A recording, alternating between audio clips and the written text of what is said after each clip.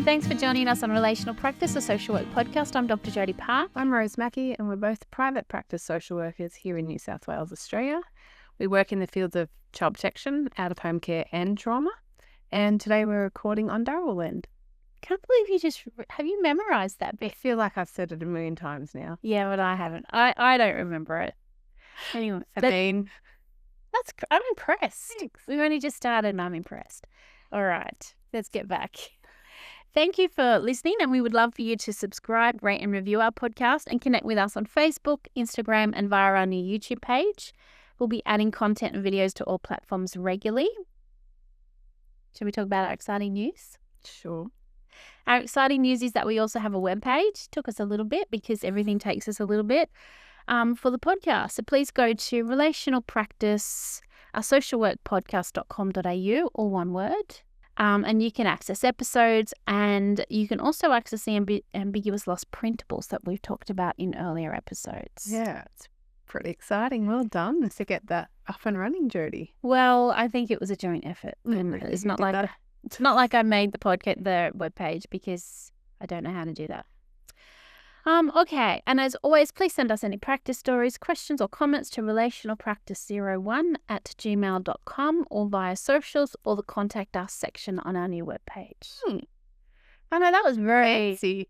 Was it fancy? Is it fancy? I think it's fancy to have a website and a contact us page. I feel like that whole introduction was a little bit, I don't know, a little bit up in the air, but we did it. Is that because it's early in the morning, you've got a lot of work on, and perhaps, like me, maybe thinking, how's this episode going to go? I think it's all of those things. We are recording at a different time than we normally do. Quite early. In a different day. Yeah, very early, so we could both fit it in because we're both very busy at the moment. Yeah, which is good. It's great. It's good. All right. Rose, I'm going to let you introduce our topic today. Jodie had this great idea. I did, yeah. Last week that we should do an episode right now on appeasement. And I was like, it's amazing. And it is amazing. And I love the idea of doing an episode on appeasement. But it has been very tricky to try and confine and even articulate what we want to talk about, hasn't it? Yeah, it has been. Yeah, more tricky than I thought, because I mean, the idea came out of a client interaction, and I was kind of thinking after that, seeing that person, that appeasement is such a huge feature in terms of her trauma experience, and I was like, why don't we talk about that? Yeah. But then, sorry, go. But then trying to research, because we like to do a little bit of research before each episode. Thank you for that word. Researching this episode proved to be tricky.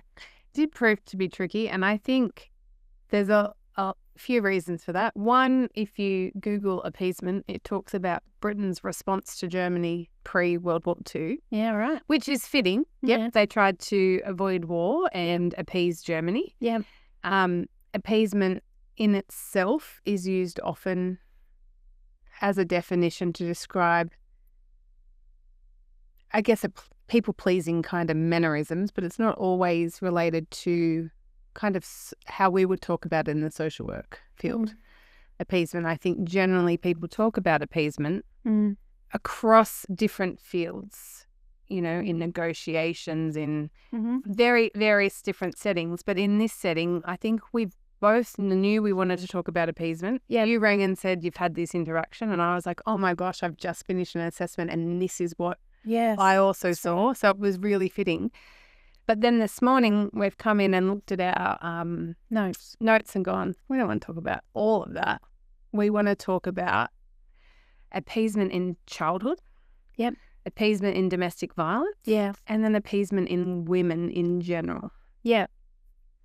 So I think there's a couple of definitions, though, that might not fit all three of those categories. Exactly. Because appeasement is one of those words, isn't it? And we've talked about the importance and the value of language before, and I think appeasement is a classic example of how a word can be used to suit different scenarios, but is there a joint understanding as to what it is, as to the definition of the word? Good question.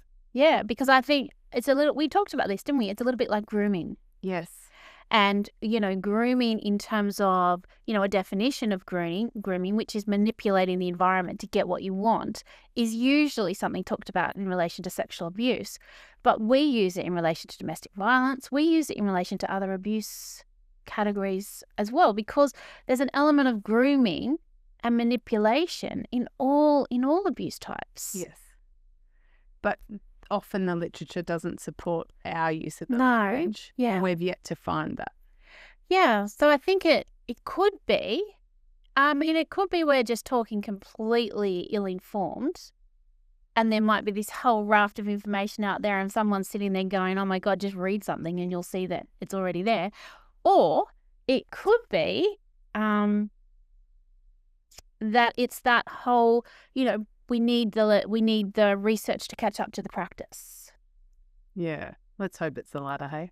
Yeah, I hope it's the latter. Otherwise, we're going to sound pretty silly. Anyway. Wouldn't be the first time and it won't be the last time. That's true. But let's define appeasement in terms of maybe children, but also in domestic violence, I think. And I think I really like the definition of appeasement from Patricia Crittenden, who does a lot of the work around DMM, the DMM model of attachment and adaptation. And she says that appeasement is not kindness, but a short-term behavioural strategy to lower tension and maintain safety. I do like that definition too. I mean, it makes perfect sense, doesn't it? When you think about the term appeasement and the action of appeasement, it's all about this way that you would manage your own environment and yourself to promote your own safety. Yes. From a polyvagal lens, Justin Sinceri would say appeasement is the ability to use social interaction, even in extreme or life-threatening situations. Yeah, okay. So both of those definitions are essentially saying the same thing. They're just using different words, which kind of is social work, isn't it? Don't you think? Yes. I mean, even Stockholm Syndrome. Yeah. I think that is now replaced with the word appeasement. Ah, yes. Okay.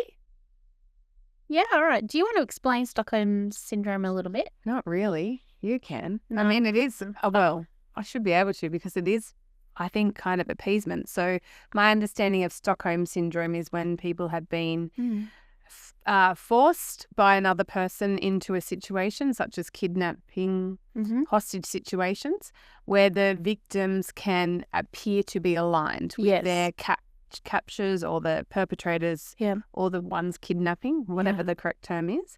And there have been lots of grand examples, I think, across the world over the last 4 centuries where people who have been held hostage come out in defense of their captors or the people creating, the inability for them to leave and use their free will.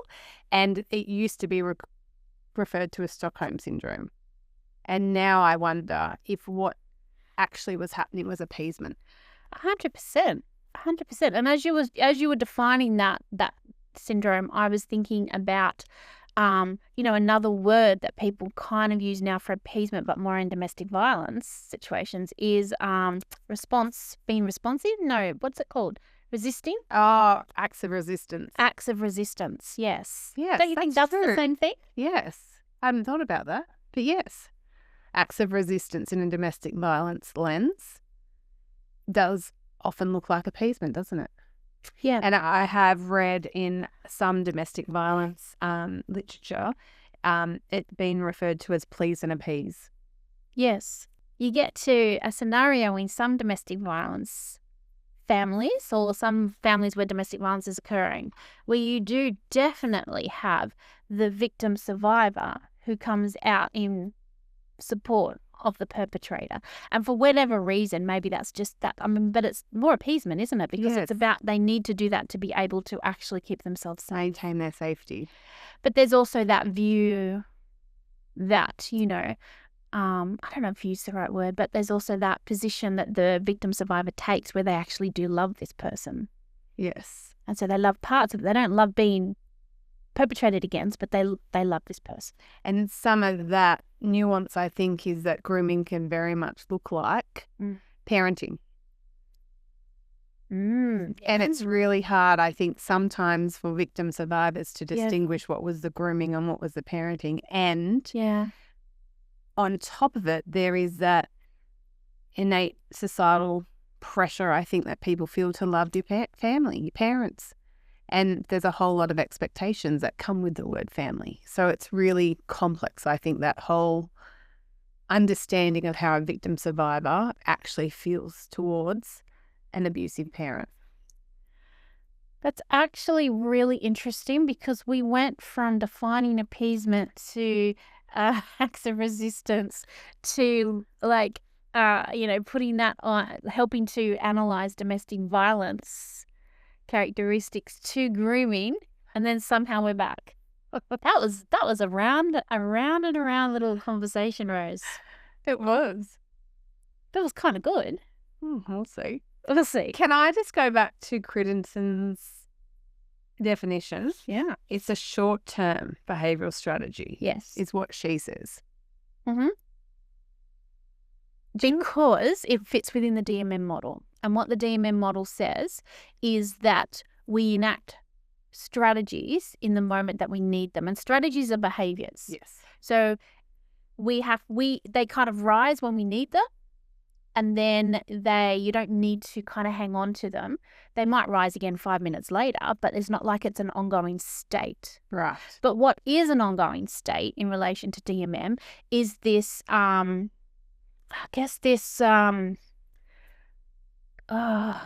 the word I'm searching for?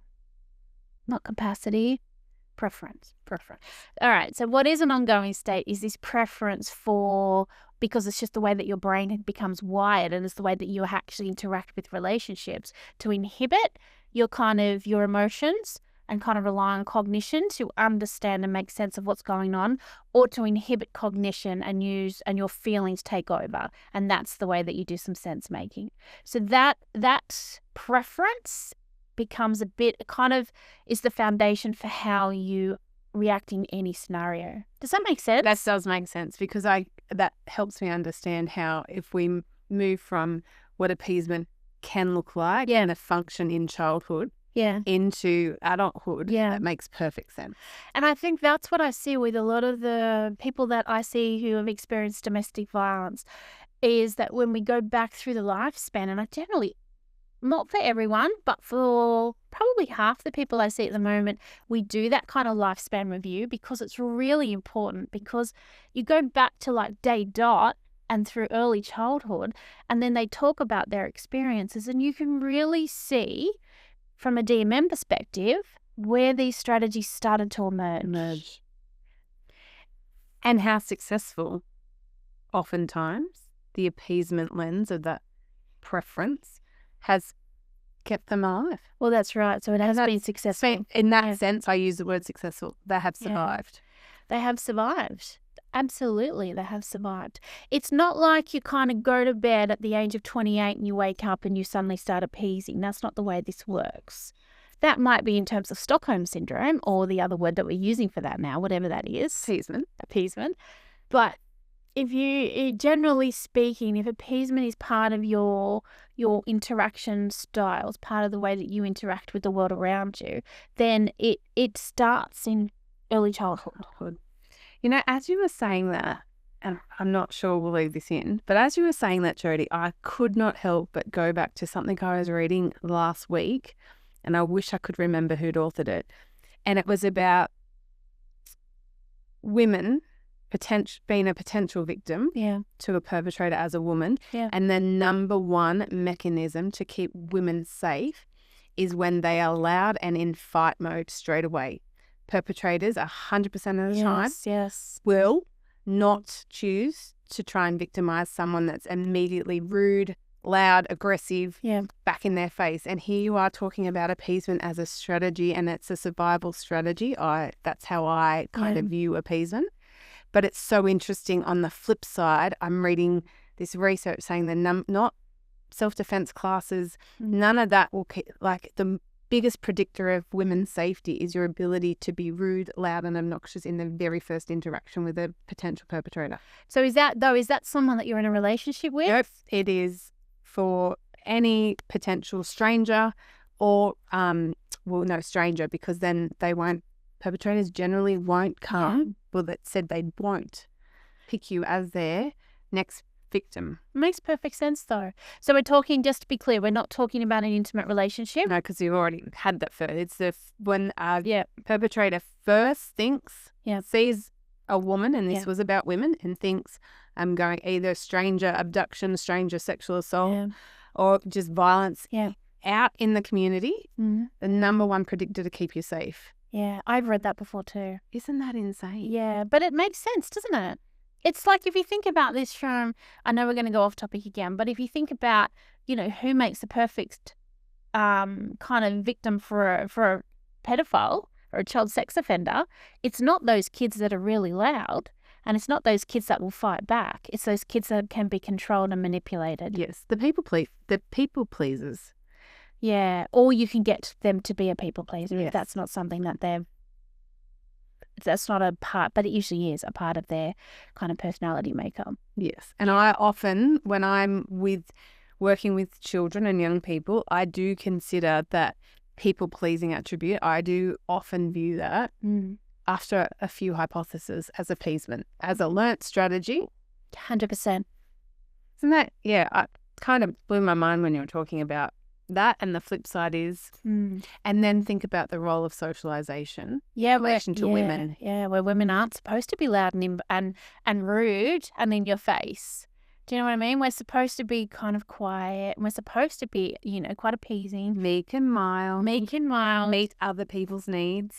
Above your own at all costs. So see how it's so multifaceted. This whole conversation, I think that's why it was so tricky to think about. Yeah. How do you put on paper what we want to talk about?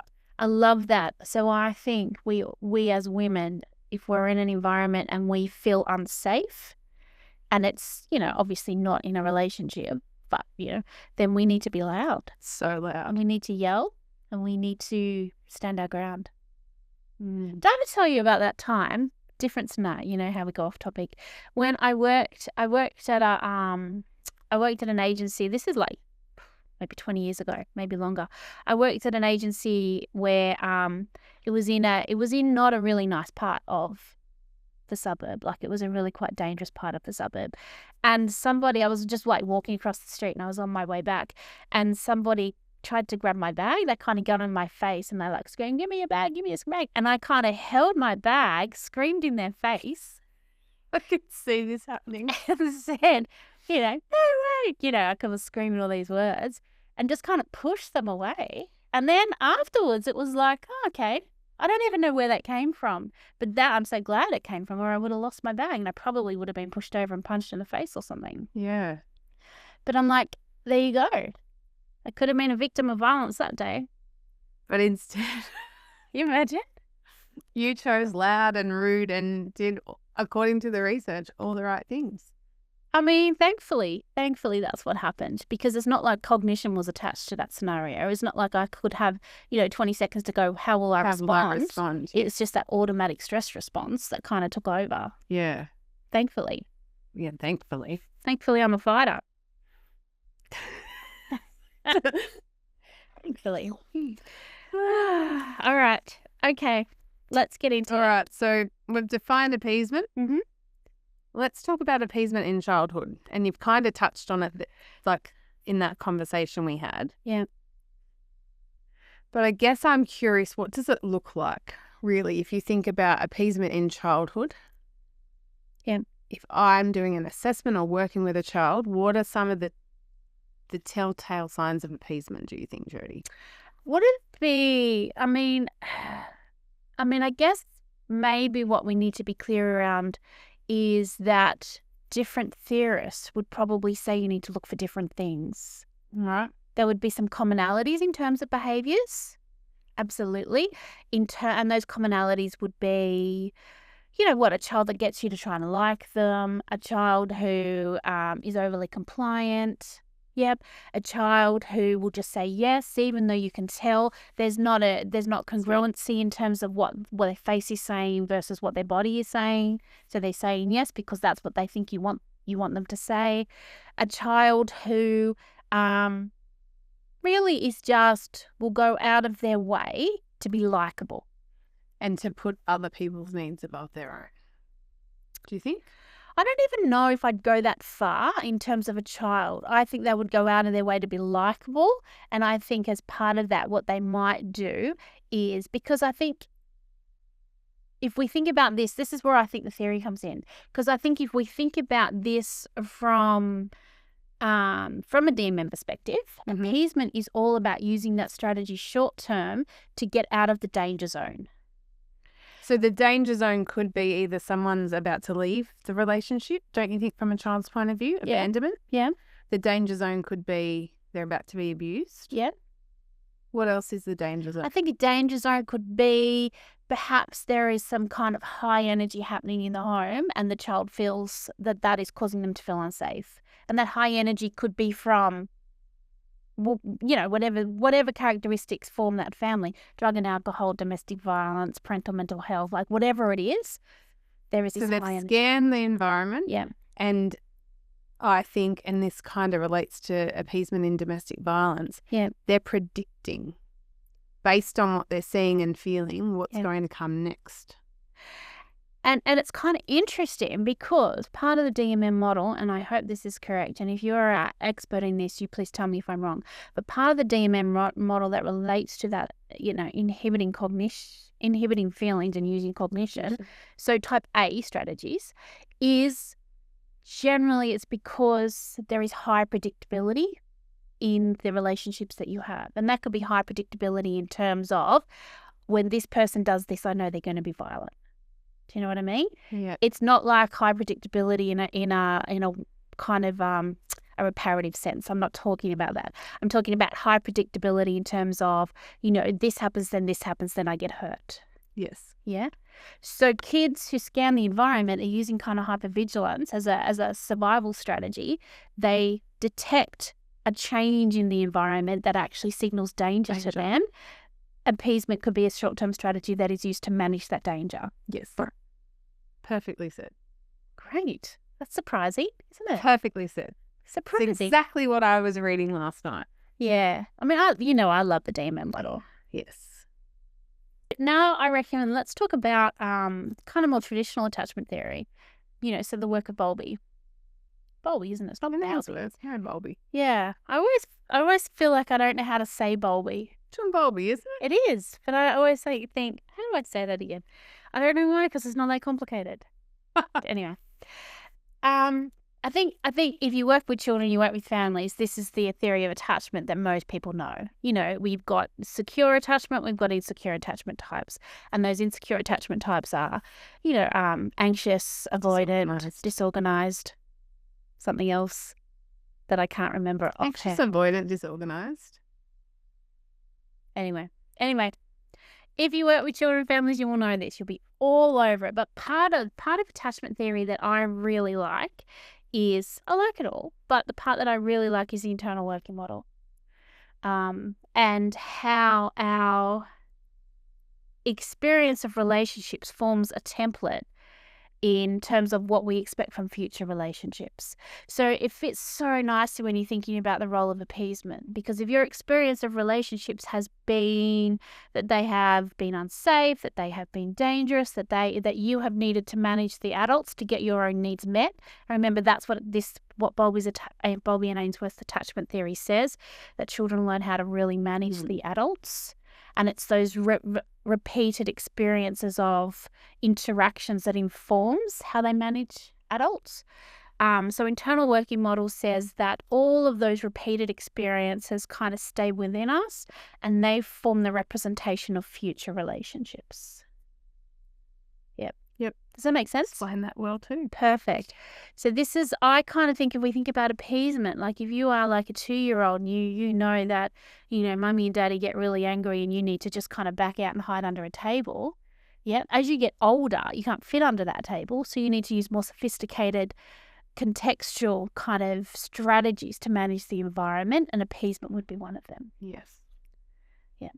Whereas the DMM model differs a little bit because it talks about how children learn those behavioural strategies, whatever the strategies are, Obviously, they're not going to do people pleasing when they're a 3-month-old baby, but again, it's more kind of sophisticated in line with maturation.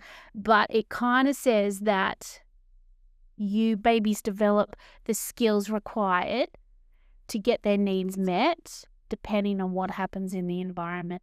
So they both say a similar thing in terms of children, babies actually learning, and then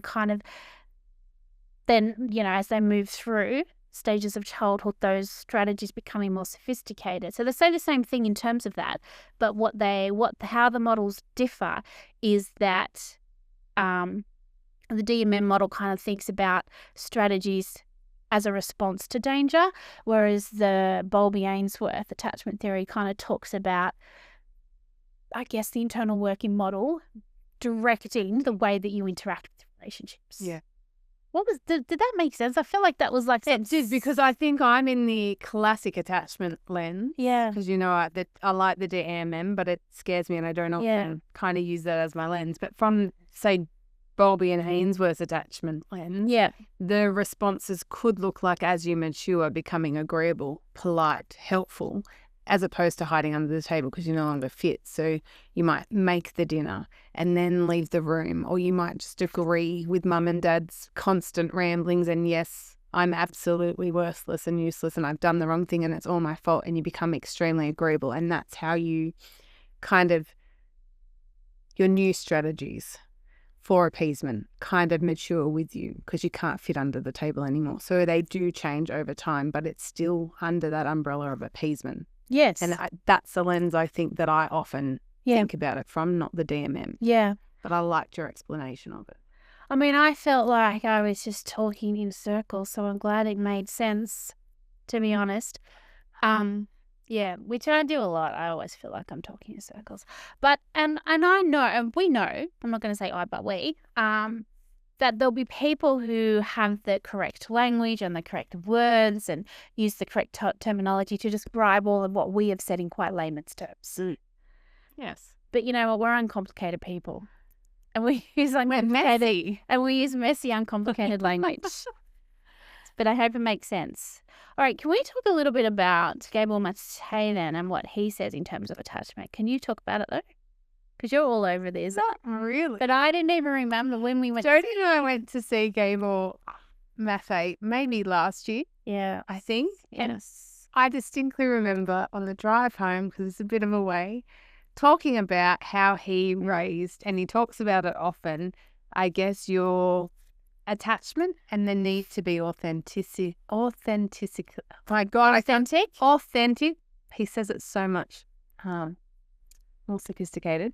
How you need to be authentic, and often what he talks about is that trauma interrupting attachment, and how children cannot be their authentic selves. Yes, and that becomes another layer. Yes, of complication in their maturation, but also in their ability to maintain a necessary attachment to someone to survive. Mm-hmm. So instead of being authentically them, they have to mold or change or suppress themselves to maintain an attachment. And he talks about how dangerous that is. Yeah, and how that comes out in the body. Yeah. Because it's that whole the body keeps score stuff. Yeah.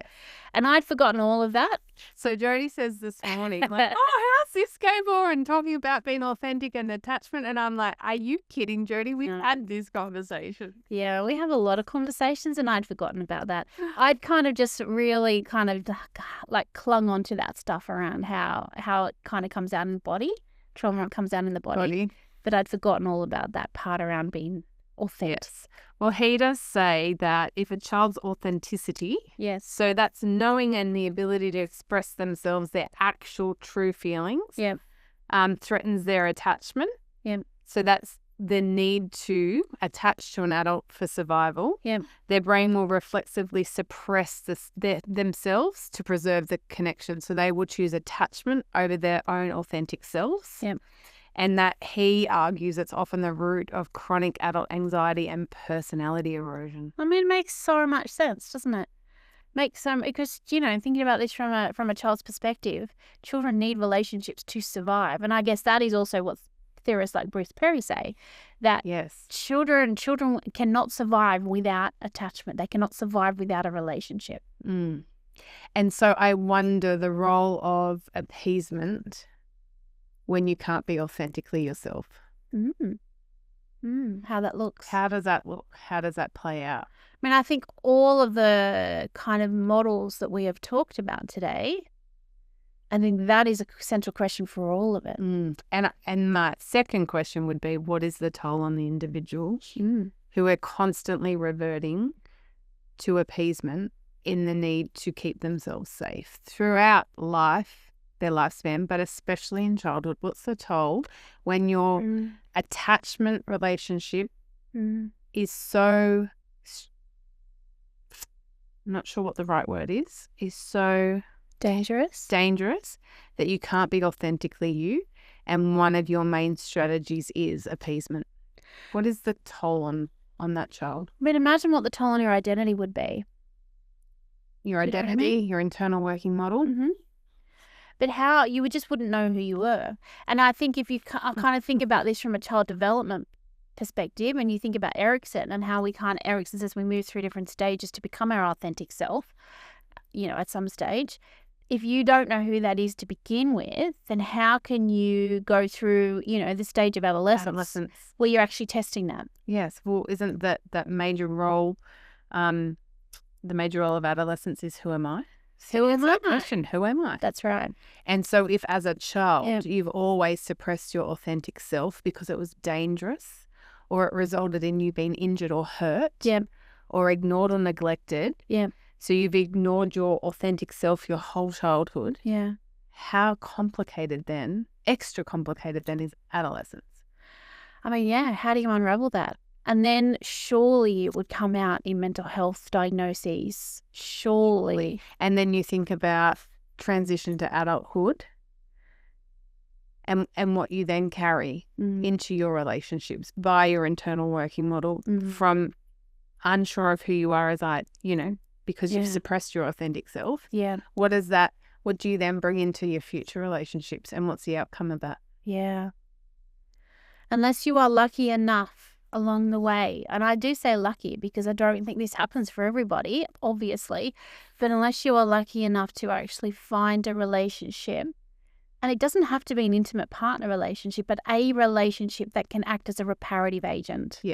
That can teach you how to interact and can teach you that you're safe to be your authentic self, so that you can actually start to explore, who am I? Yes. And so Maggie Dent talks about that as being in childhood and adolescence a lighthouse. Who is the child's lighthouse?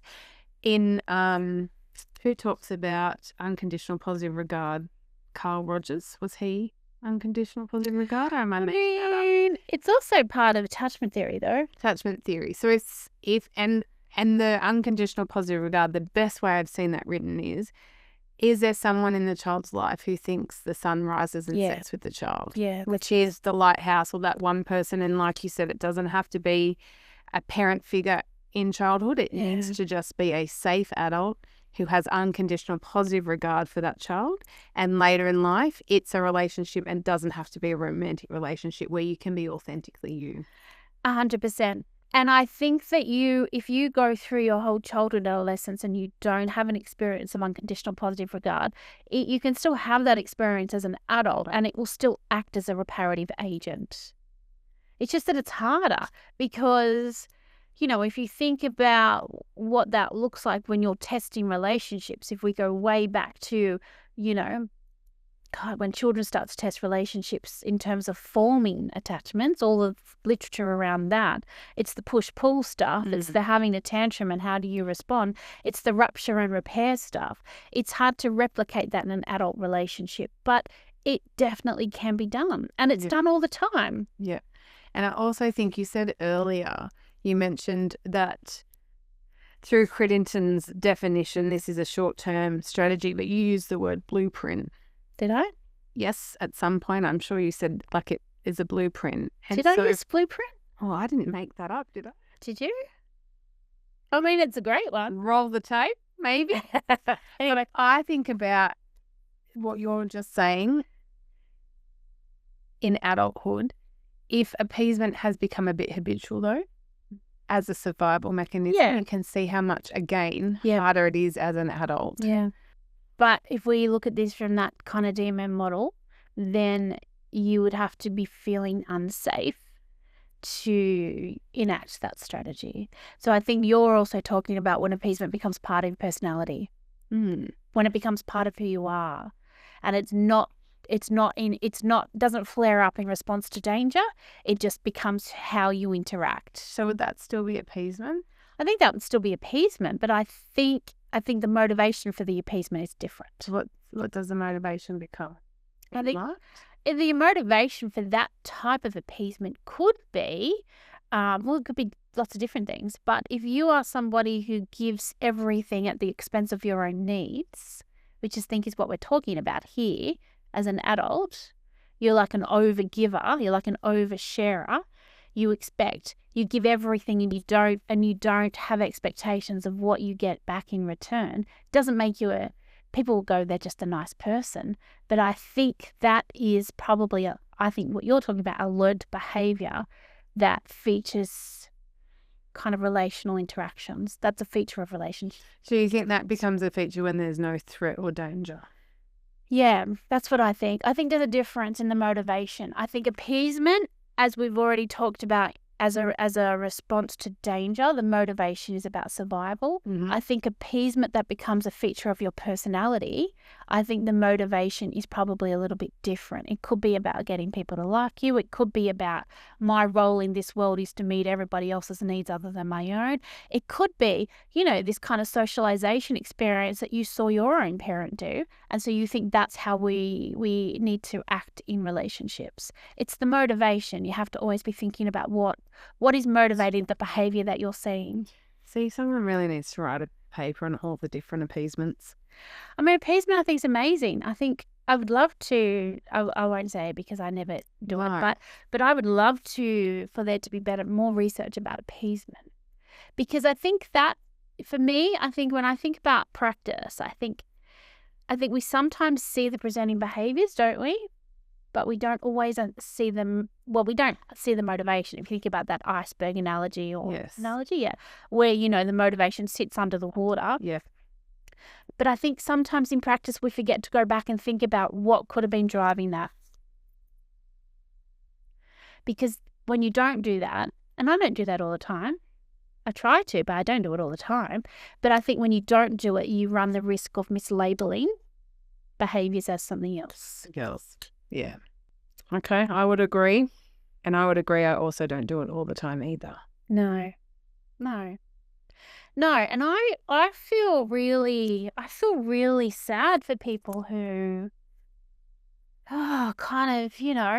think their role in life is to make everyone else's needs more important than their own.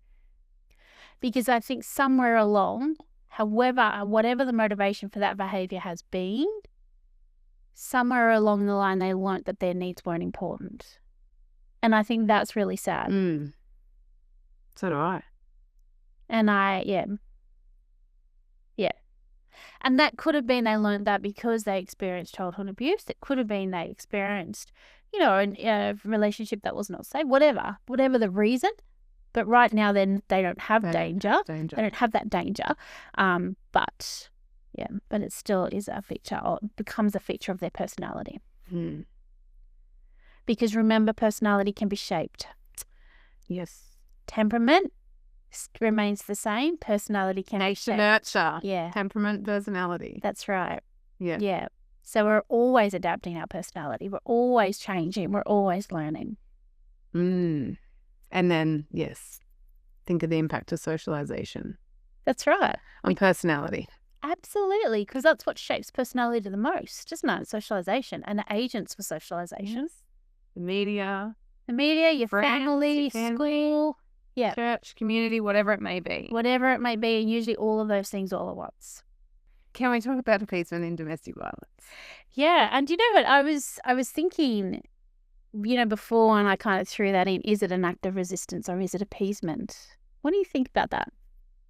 I think my lens is it's appeasement. Yeah. I can see how in other people could view it as an act of resistance. Yeah. I'm not hung up on which way, but for me, I see it as appeasement, and I would write about it in an assessment as appeasement. And my lens is when I listen to my clients who have told me about their experiences of domestic violence and how they have scanned they're so well versed in facial expressions of the perpetrator, in mood, in footsteps. Yeah. They know that kind of pattern recognition. They know what's coming. So the appeasement can look like days leading up to either a very violent episode or the withholding or withdrawing, the isolation. So they're not allowed to go to their workplace per se. So the pattern is how they can tell what's happening. They have read the mood of their perpetrator partner. And so my clients talk about things like cooking their favorite meal, not showing their face because they know that he's also reading their face. So they will purposely not be looking at him and answering questions, trying to suppress their emotions. They will have the house in the perfect way to his standards to try and avoid what they know is coming, be it a very violent episode or there's a social event on the weekend and he's not going to allow her to go. So in terms of that cycle of violence, if we think about this from that perspective, appeasement would be that walking on eggshells. Yes. That stage of that cycle. And it's that they're sensing the danger and they're in that danger period and they're trying to avoid or they're trying to de-escalate the situation. And that's why I use appeasement as opposed to acts of resistance. But again, not hang up on it. Could be either or, but I do see it as they're avoiding or they're trying to de-escalate. They're trying to create as much safety as they can for themselves, and the way in which they think the best thing to do is by that kind of eggshells, being polite, being agreeable, being very helpful, meeting their standards. I would agree 100% with what you just said. I don't know if to say this out loud, but I'm just going to say it. It might be an unpopular view, but I have some issues with acts of resistance and using language like that. I think in terms of the actions people do to enact their own safety, you could see that as an act of resistance, and I think absolutely. And I think people are amazing in terms of what they do to manage the person who's violent towards them so that they can actually be safe. People are amazing. I'm not sure I'd be able to do the same thing in their shoes. But I feel sometimes when I've talked to people about this that I think saying that it's an act of resistance, I think actually, I don't really want to say this out loud, but I'm going to. I think sometimes it diminishes the seriousness of the violence this person has experienced. And I'm giving I've got a particular example in my head, which I don't want to go into, but it was in relation to a conversation I had with somebody, and that this family was known to be very violent, and this woman had been hurt numerous times, and there was children involved as well. And instead of addressing the violence as the agency going in and saying, this actually is not okay, you are not safe, instead they applauded the acts of resistance. And for me, I felt like that's actually just, in some ways, colluding with the unsafe situation. And I'm not suggesting these workers should have gone in boots and all and said to the guy, you're a violent man and this is not okay. I'm not suggesting that at all. But what I am suggesting is that instead of applauding an act of resistance, there should have been some safety planning with that woman. Yeah. So that she actually could enact some safety and she felt like she had some support to do that. Instead of perhaps or maybe feeling like I'm stuck here and I have to just keep resisting. That's the only option. Well, and the service that is working with me, they haven't said that I have any other options. All they're doing is saying, good on you for enacting your safety in that situation. You can see how maybe perhaps those workers had thought they've come from a strengths perspective, can't you? 100%. And you can see the damage that does when it's ill practiced. 100%. And that's why I don't want to go into any details, because those workers were amazing people. And I do not think for at any time that they weren't doing their job properly. I think they were trying their best in this very hard situation. But I think sometimes, it's that situation where we have this kind of blanket language, or this that we use to describe scenarios and situations and family contexts. Yes. And then we have this blanket response. And I think using that term active resistance was very trendy for a while there. Yeah, it was. Do you know what I mean? We all used it. Yes. I never actually used it, but everyone used it. And it was to explain the things that happened in the family. So I think because it became just this kind of this label to describe the things that this person was doing to keep themselves safe, then I think the forgotten part of it was around doing that really strong safety planning and actually offering alternatives. And actually seeing, I don't know. I won't say that. I'll edit that. What were you going to say? Just seeing the victim survivor's role as the one, again, who's responsible. I don't think we should edit that out, because I like that. I think that's true. I think it absolutely put more pressure on the victim survivor to be responsible for not only their safety but the safety of their children, and also for manipulating the environment by using appeasement to keep themselves safe. Yes. Whereas it's a safety strategy, and it unfortunately has worked for hundreds of years for women in domestic violence situations. Yeah. And obviously also hasn't worked because a number of women are dead. Well, it can't. It can only work for so long, can't it? And as we've talked about in previous episodes, if a perpetrator's mode of relational interaction is to be violent, controlling, manipulative, to erode the self-esteem and the identity of somebody else, then it doesn't matter what strategies the victim survivor puts in place. If the end result is that this person's goal is to dominate and completely control, they're going to allow that appeasement strategy to happen for as long as it works for them. Yes. And ultimately, they are acting so violently. They're the ones murdering the perpetrators. It's not up to the victim survivor to manage her own safety forever. Which is why I got really, going back to that example I talked about, which is why that really annoyed me so much. And that's why I want to say it wasn't about the workers at all, because they were doing the best job they could do. But it was about the fact that we again, as a society, as let's say policies in relation to how you manage domestic violence, instead of addressing the scenario or, making sure there are alternatives, making sure this person could actually reach safety. Instead, it is making the victim responsible for the violence that they are experiencing. That's the way that I see acts of resistance. Yes. Generally speaking, but I don't see that for every scenario, because people do amazing things to survive. Every single minute of the day. Yeah. Yeah. I'm not sure if that made any sense at all. Me either. We'll see. I think often, if you think about it in a domestic violence context,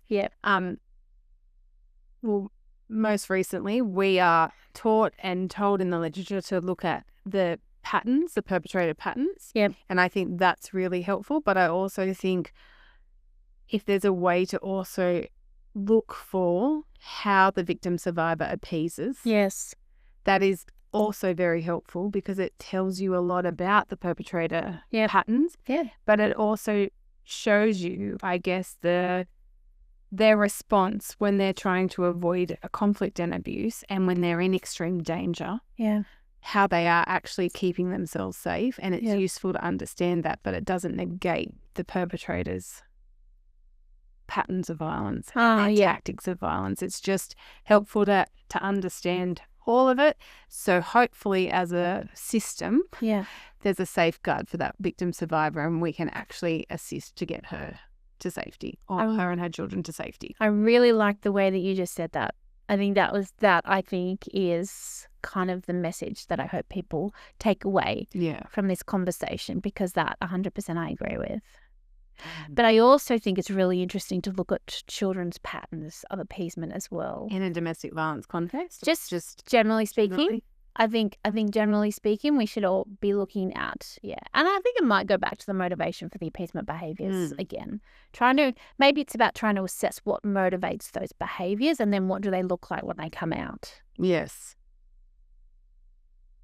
Then what do you do once you've assessed the motivation? I mean, I think that's a big question. Give me an example. So I think maybe if we think about this from an adult survivor of domestic violence, and we kind of think about the way that they continue to use appeasement in their life, in relation to managing relationships that previously have been unsafe. And I don't mean, it could be, but in the scenario I'm thinking about, they weren't managing a relationship with the partner. They were managing because that relationship had ended and there was no contact. But there were family members that were still unsafe for this person. And they were able to identify that when they had to have interactions with these family members, they found themselves kind of going back into that role of trying to do whatever they needed to do to keep the person on side. Right. Yeah. And so I'm thinking about that, this person that I've had these conversations with. And so the way that I've it's going to be a long journey, I think, to unravel part of that. But what we have done is that's someone who's been really successful in doing that lifespan review. So we've gone back to pinpoint when those behaviours started and why they started, to really explore the context. And, there's some of these things that she doesn't have actual memory of. She would have implicit memory, but not actual memory of things, because, she was involved in violent situations when she was like a baby and then toddler and blah, blah. But actually going back and her being able to say, well, I've heard that my father was really violent. And I heard that my father did this. My mum and dad separated when I was 2, but this is what I know of that time. Allows us to form some hypotheses around, well, what would you have needed to do to maintain getting your needs met? Because that's what we know babies do. Yep. So we could kind of think about it in terms of, when did these appeasement behaviours start? By doing that lifespan review, pinpointing it, which gives someone more insight into how they interpret and then react to situations where they might feel unsafe or internally challenged in some way. Yep. I think that's such a good practical strategy. It's a great strategy. And you said, well, it depends, but I think that's a really good kind of framework to start from if you're stuck. If you're seeing these appeasement behaviours in the clients you're working with, how you might start to try and address it. I'm just going to say that strategy does not work for everybody, because for some people it's too much, it's too confronting, and it doesn't fit the narrative that they have developed for themselves currently. And so that challenging of that narrative by going back through and going, okay, well, this is what we know about your life, is too much for them to bear at that time. I'm kind of laughing because I'm imagining you're just going to see a whole lot of appeasement in your sessions. Well, not even. Because it's too much to take, and I need to avoid this, so I'm going to, Yeah. You actually see that a lot with kids. Yes. Don't you? Really? But we're talking about adults. I mean, and they are survivors of violence themselves. But so that's one strategy. The other strategy is I use a lot of grounding, and not complicated grounding, not where you have to, I'm not even going to go into complicated grounding, but really quick, easy grounding, just to trigger when you feel your body change in whatever way. Use a really simple grounding strategy, like, what do you feel under your feet? What do you feel under your legs? Something like that, asking yourself that question just to kind of get the brain back, get cognition back. Yeah. And then allow them to take a few deep breaths and then recognize what's happening in their body, because then they can work out why it's happening. So I use a lot of grounding strategies just as kind of really quick kind of triggers to get back to here and now, because here and now is safe. And that's the conversation we have. The future might not feel safe because you can't predict what's going to happen. The past was not safe, but here and now is safe. So bring yourself back to the here and now, because then you can work out how to move forward in a safe way. So grounding is really good. Yeah, I like it. Yeah, but not complicated stuff. And there is a lot of complicated stuff out there. Yeah, I mean, I love grounding. I don't love mindfulness per se. Yeah, I love parts of mindfulness. I think mindfulness for people who've experienced trauma can just be really hard. Tricky. So tricky. But I think this is, hopefully, and I say this a lot in training that I facilitate, this is a smorgasbord. And there'll be things you really agree with and strategies you really love and you go and use. And there'll be some things that you're like, I'm leaving that on the table. And that is fine. But it's about having enough tools in our toolkit to draw upon. And I ask because I'm working with a young person and the appeasement is strong. Yeah. Really strong. And what's happening, I think, right now for that young person is her strategies, she's in a different environment from when the strategies worked. Her strategies aren't working in this environment, and we're seeing an escalation of some pretty extreme behaviours. Yeah. And the just crying and saying I'm sorry or asking for forgiveness after doing something is no longer working. So this is a child though? Young. So I'm talking about an adult. Yeah. So you would do very different things with a child. Yeah. Because you can't rely so much on cognitive strategies, sorry. So, but the grounding. Grounding is what I was going to talk about, that grounding is very useful for this young person, because what you said about here and now is safe. Yeah. Whilst she feels internally very challenged because her strategies aren't working, she is actually safe when we're talking about these, and it's about trying to ground her, and she has had lots of therapy, so she has lots of complicated grounding techniques, and I get very lost in them, and I'm like, hang on, let's just think, what do you feel under your feet? Take a very deep breath and I like to tell me 5 things you can see. Yeah, I like that too, actually. Yep. That's true. That's a good one as well. 4 things that you can touch. Yeah, I like that one. The reason I don't do that if as a self-grounding strategy all the time is because sometimes it's a bit hard to remember. But But if you can use this, if you have the experience of another relationship that can help with that one, I love that one. And I often say to young people especially, if you are using the 5 things you can see and doing that by yourself and you forget, just remember 5 things you can see, 1 thing you can taste, and the other senses. Yeah. Doesn't matter if it's full 3 or 2. If it's touch, if it's smell, if it's, what's the other one? Touch, smell, see, taste. See? We're amazing. We're amazing. I'm like, it's about taking the time and centering yourself. So, or stay on what are 5 things you can see, and actually the dialogue in your head needs to be, I can see a pink squishy toy. Yeah. I wonder what that's like to touch. Then move on. What else can you see? I can see a drink bottle. The water tastes like cold liquid running through my, just adapt it in the moment because it shouldn't be about getting hung up on the 5, 4, 3, 2, 1. But I do like your very simple, what can you feel under your feet? Yeah, what can I feel under my feet? What can I feel under my legs if they're sitting down? The other thing that I like to do for adults, sometimes kids, depends on the capacity of a child, not a young child, but is I get them to, when they're here, when they're back, they're here, they're centered, they're safe in the here and now. I get them to say to themselves, how should I react? And then what else could I do? Yeah. It's 2 questions, because how should I react is the first thing, because then you have to allow yourself to think through the panic. You have to allow yourself to think through, well, I could run, or I could do this, or I could do that. Remember, you're grounded so that you're not out. It's not an automatic stress response. Yeah. And then what else could I do? Looks for possibilities. I like that a lot. Yeah, I like it too. It's been actually really helpful with lots of clients, those two questions. See, like kind of simple to know as a practitioner. I'm all about simple. Not hugely complicated. No. We can social work likes to overcomplicate things, don't you think? Yeah. Well, I mean, and we've I do it myself. I mean, look how complicated this conversation has been. We need to listen back and hope it makes sense.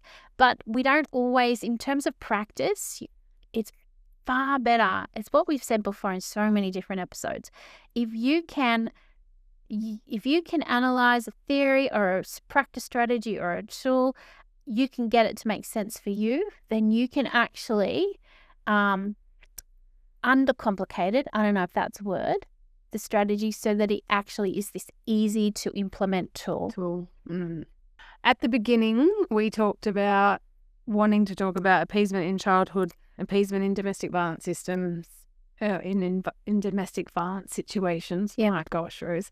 And appeasement in women. So the role of appeasement for women in society over the last couple of decades. So can we just move to the last bit? Yes, let's do it. And I think right now, we're obviously in Australia, and right now what we're seeing in our context is our Prime Minister has just called one of our most resilient victim survivors, advocates of childhood sexual abuse and violence against women, Grace Tame, a difficult woman. Did he? Yes. Goodness. And so it kind of was when I was thinking about this episode and appeasement, and then, our Prime Minister has gone on some kind of interview and he's given the names of people and asked one word. So he's asked Donald Trump. What do you think the word was he used for him? No, I don't know. Tell me. President. Wow. Grace Tame. Difficult. Wow. And so blows my mind because the first word I think of when I hear Donald Trump's name is not president. No. Ground myself. The first word I think of when I hear the name Grace Tame is not difficult. So we've recently had lots of discourse, differing of opinions in Australia about lots of different things, Palestine, Israel, Muslims, you name it. We've had the tragic Bondi massacre.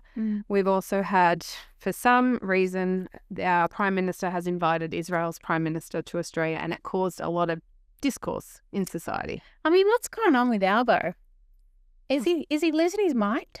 Or is he just actually being who he always was, and all of his campaigning was fake and phony? Because this is not the same man that campaigned about women's rights, about equality, about all of the social kind of justice issues that he campaigned on. No. This is a completely different man.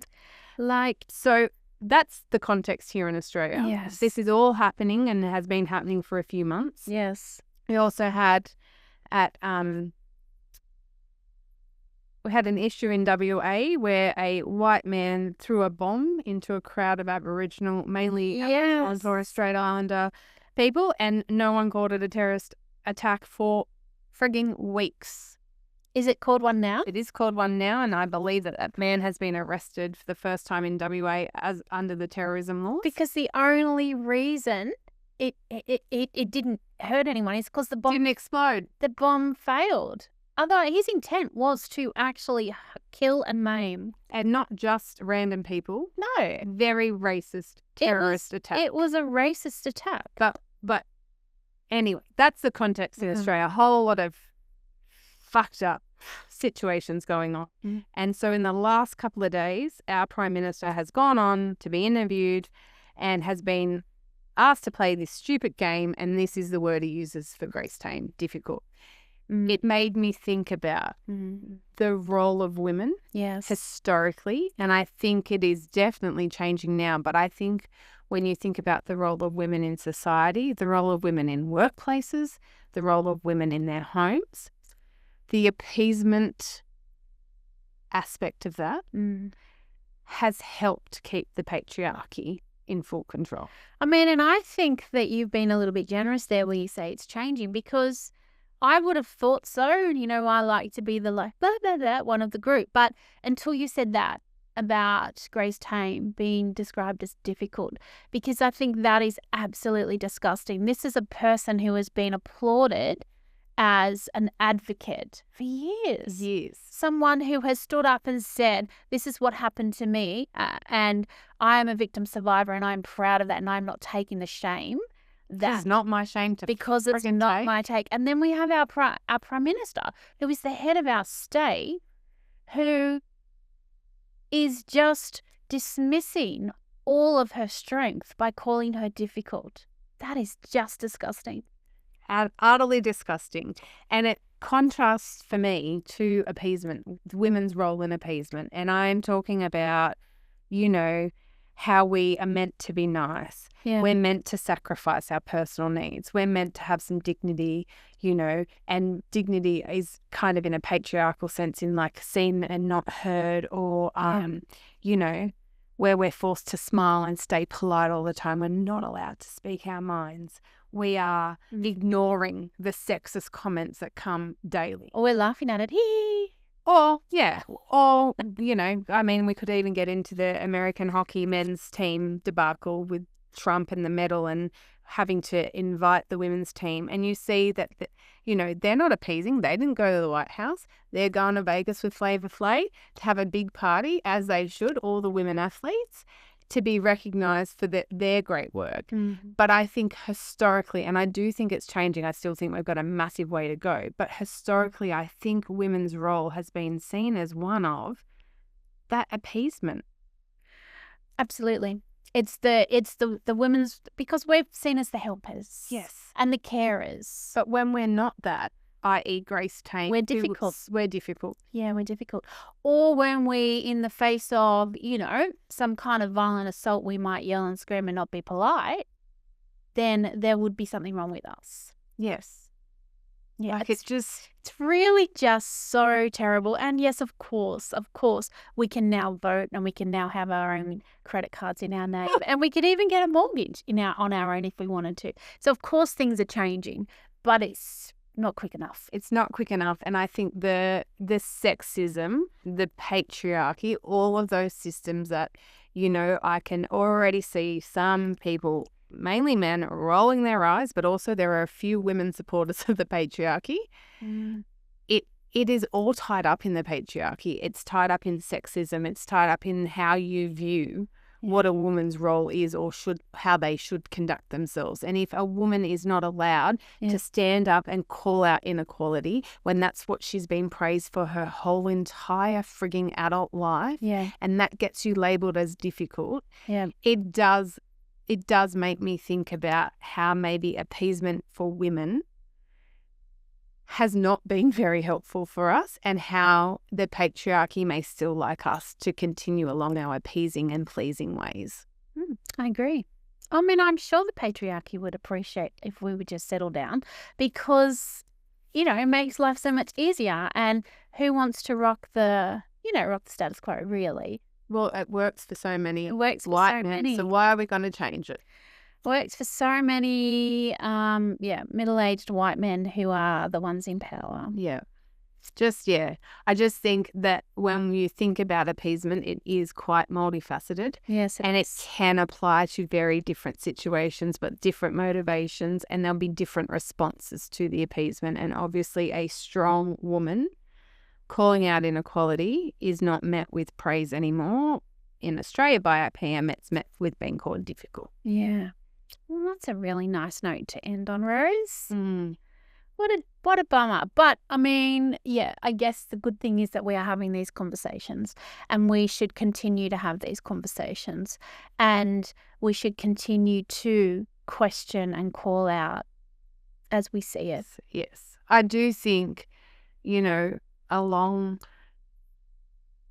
so there's so many good things about social media, and there's so many bad things, but I think it's helpful to go if there's a conversation around it was just one word, difficult, and it's the first thing the Prime Minister thought of, and there are going to be those conversations. And I think we can use this platform to really help people challenge those perspectives in other people, that it's not just a flippant one word or he wasn't prepared.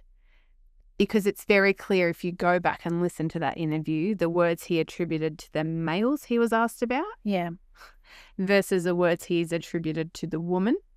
It just shows you the level of sexism that still exists and how much more we've got to do. Yeah, okay.